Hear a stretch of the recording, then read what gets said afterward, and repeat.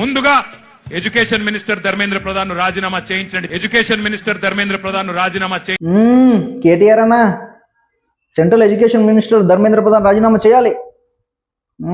దీనవు కదా. అయితే నాకు ఒక సామెత గుర్తొస్తుంది. గతంలో మీ నాన్న చెప్తుండే, కేసీఆర్ చెప్తుండే ఒక సామెత, దయ్యాలు వేదాలు వాళ్ళు ఇచ్చినట్టుంది మీరు మాట్లాడుతుండే అని ఆపోజిషన్ వాళ్ళని. సో ఇప్పుడు నువ్వు మాట్లాడుతుంటే మాకు గట్లనే అనిపిస్తుంది మామూలు జనానికి. ఎందుకు అట్లా అనిపిస్తుంది అంటవా? ఒకసారి మనం గతం చూసుకుందాం. మన స్టేట్లో సెంట్రల్ గవర్నమెంట్లో ఎడ్యుకేషన్ మినిస్టర్ ఖచ్చితంగా రాజీనామా చేయాలి. ఆయన తప్పు ఉంటే ఆయన బాధ్యత రహితంగా ఉన్నాడు కాబట్టి, పేపర్ లీక్ అయింది కాబట్టి ఖచ్చితంగా రాజీనామా చేయాలి, అది కరెక్టే. కానీ మీరు రాజీనామా చేసిర్రా? మన దగ్గర గ్రూప్ 1 పేపర్ లీక్ అయినప్పుడు, మీ ప్రభుత్వం ఉన్నప్పుడు గ్రూప్ 1 పేపర్ లీక్ అయింది, సబితా ఇంద్రారెడ్డి ఎడ్యుకేషన్ మినిస్టర్ రాజీనామా చేసిందా?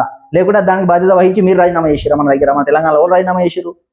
ఎవరు రాజీనామా చేయాలి? అండ్ అప్పుడు ఆ పేపర్ లీక్ అయినప్పుడు జర్నలిస్టులు అడిగిన ప్రశ్నలకు మీరు చెప్పిన సమాధానం చాలా పొరపాట్లు జరిగినాయి. ఎగ్జాంపుల్ చెప్తాను. టీఎస్పీఎస్సీ పేపర్ లీక్ అయింది, తక్షణమే పీకి పారేయాలి ఆ బోర్డుని ఎత్త అవతల పాడేస్తే పిల్లల ఆగ్రహం తగ్గేది. ఆ బోర్డు దరిద్రం అంతా మేము మోసినట్టు అయింది. చివరికి తప్పు మాది కాదు, ఎవరో చేసిన తప్పు, కానీ ఆ దరిద్రం అంతా మాకు చుట్టుకుంది. తప్పే కదా అది.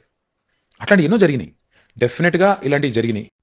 అంటే తెలంగాణలో గ్రూప్ 1 పేపర్ లీక్ అయితే దానికి బాధ్యత వహించేది టీఎస్పీఎస్సీ బోర్డు. ఎవరో చేసిన తప్పుకు మేము నెత్తినెత్తుకున్నాం అని మాట్లాడుతున్నావు.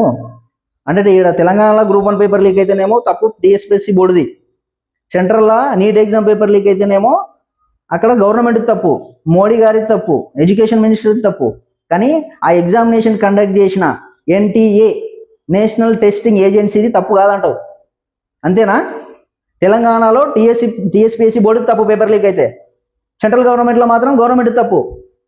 ఏమంటారు? ఇంకో సామెత ఉంటుంది, చెప్పడానికి శరం లేకపోయినా వినడానికి ఇజ్జత్ ఉంటుంది, తెలుసా?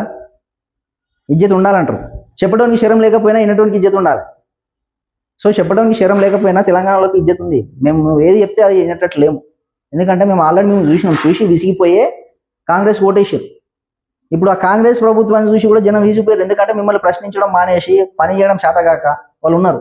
నెక్స్ట్ జనం ఎటు చూస్తారు అంటే బీజేపీ వైపే చూస్తారు. మళ్ళీ నేను ఏదో బీజేపీ ఏజెంట్ అనుకున్నావు, బీజేపీ కార్యకర్తను అనుకునేవు. నేను మీ నాన్న సొంత నియోజకవర్గం గజ్వేల్కి చెందినని, తెలంగాణ వచ్చిన కొత్తలో మీ నాన్న తెలంగాణ కోసం ఎంతో కష్టపడ్డాడని అభిమానంతో టీఆర్ఎస్ కూడా ఆపోజిట్ మాట్లాడితే ఒక రేంజ్లో వేసుకుంటున్నా. అసలు నాకే విరక్తి వస్తుంది మీ మాటలు చూస్తుంటే, మీ చేష్టలు చూస్తుంటే. మీ నాన్నకు 2 సార్లు ఓటేసినని నాకే సిగ్గు అవుతుంది. ఎందుకు సిగ్గు అవుతుంది అంటే నువ్వు ప్రొటెస్ట్కి సపోర్ట్ చేయన్నా కేటీఆర్ అన్న, నువ్వు ప్రొటెస్ట్కి సపోర్ట్ చేయి, స్టూడెంట్స్ సపోర్ట్ చేయి, జరిగిన అన్యాయాన్ని ప్రశ్నించు. అంతేగాని నీట్ అనే ప్రొటెస్ట్ రూపంలో జరుగుతుంది ఏంది? ప్రొటెస్ట్ నిజంగా ప్రొటెస్ట్ అంటే ప్రొటెస్ట్ గట్టిగా జరిగితే గవర్నమెంట్ ఖచ్చితంగా భయపడుతుంది. ప్రొటెస్ట్ ఎట్లా జరగాల? పేపర్ లీక్ అయితే ఓన్లీ పేపర్ గురించి మాట్లాడాలి. నీట్ పేపర్ ఎట్లా లీక్ అయింది, ఎవరు లీక్ చేసారు, వాళ్ళని శిక్షిస్తారా లేదా, మాకేం పరిష్కారం చేస్తారని మాట్లాడాలి. అంతేగాని నీట్ ప్రొటెస్ట్ అని ఒకటి పెట్టుకొని వాళ్ళంతా ఏది యాంటీ నేషనల్ గా అంతా జమ అయ్యి ఆడిపోయి రాముని గురించి తప్పు మాట్లాడడం, ఒక మతాన్ని టార్గెట్ చేయడం. ఈ చిల్లరగాళ్ళందరూ ఎవరైతే యాంటీ బీజేపీ ఉంటారో, యాంటీ హిందూస్ ఉంటారో వాళ్ళంతా వీళ్ళు వెనక నిలబడితే అక్కడ ఉన్న విద్యార్థులు మేము ప్రొటెస్ట్ చేస్తుంది నీట్ పేపర్ కోసము, ఇక్కడంతా ఈ చెత్త అంతా తీసుకురాకురని వాళ్ళని నిలదొబ్బేయాల్సింది పోయి వాళ్ళతో జాయిన్ అయ్యి వాళ్ళకంటే సిగ్గు శరం లేదు. మరి మీకేమైంది? కేటీఆర్ అన్న, మనం తెలంగాణ గురించి కొట్లాడినాం, తెలంగాణ గురించి కొట్లాడినప్పుడు నువ్వు జై తెలంగాణ అన్నావా లేక జై పాకిస్తాన్ అన్నావా? చెప్పు. మనం తెలంగాణ గురించి పోట్లాడినప్పుడు వంట వరకు చేసినాం, రోడ్ల మీదకి వచ్చినాం, మనం జై తెలంగాణ నినాదం తప్ప, మనకు అన్యాయం జరిగినప్పుడు తెలంగాణ నినాదం తప్ప వేరే నినాదం చేయలే. కానీ ఈరోజు నీట్ పేరు మీదుగా, నీట్ పేపర్ లీక్ అవుతుందన్న ప్రొటెస్ట్ పేరు మీదుగా అక్కడ జరుగుతున్న నినాదాలు ఏంది మీకు వినిపిస్తలేవా? చెవులు పనిచేస్తలేవా? అక్కడ ఏం నినాదాలు వినిపిస్తున్నాయి నీకు? యాంటీ నేషనల్ హిందువులు మోడీని ప్రధానమంత్రిని చంపేస్తాం, పార్లమెంటరీ మీద దాడి చేస్తాం, నీచంగా మాట్లాడుతున్నారు. అంటే అక్కడ ప్రొటెస్ట్ చేసిన అంత విద్యార్థులు కాదని మీకు తెలుసు.